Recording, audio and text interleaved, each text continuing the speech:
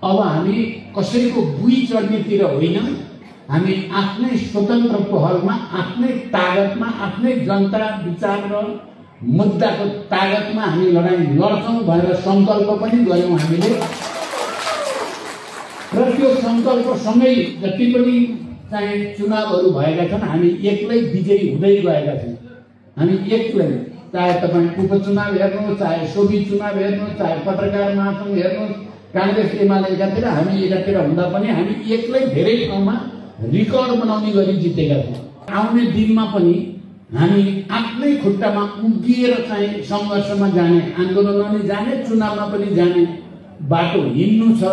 हामी मोर्चाबाट पनि, पार्टी एकताको प्रक्रियाबाट पनि अगाडि बढ्ने जङ्गरको गर्दैछौँ। तर हामी आफ्नै शक्तिमा भर पर्ने कुरालाई मुख्य बनाउनु पर्दछ। यही सङ्कल्प र अठोट सहित केन्द्रीय समितिले सबै मोर्चा र जनसङ्गठनलाई सक्रिय पार्ने निर्णय गरे अनुसार म चाहिँ अहिले खुसी छु। हामी 1 नम्बरतिर उकालो लाग्दैछौँ सोसियल मिडियामा पनि, त्यसले जनमतलाई आकर्षित गर्दै पनि छ। यो सबै परिस्थितिलाई हेरेर हामीले लिएको अठोट सङ्कल्प 84 मा हामी 1 नम्बर भरै छान्ने हो। समाजवादी क्रान्तिको आधार तयार पारेर छान्ने हो।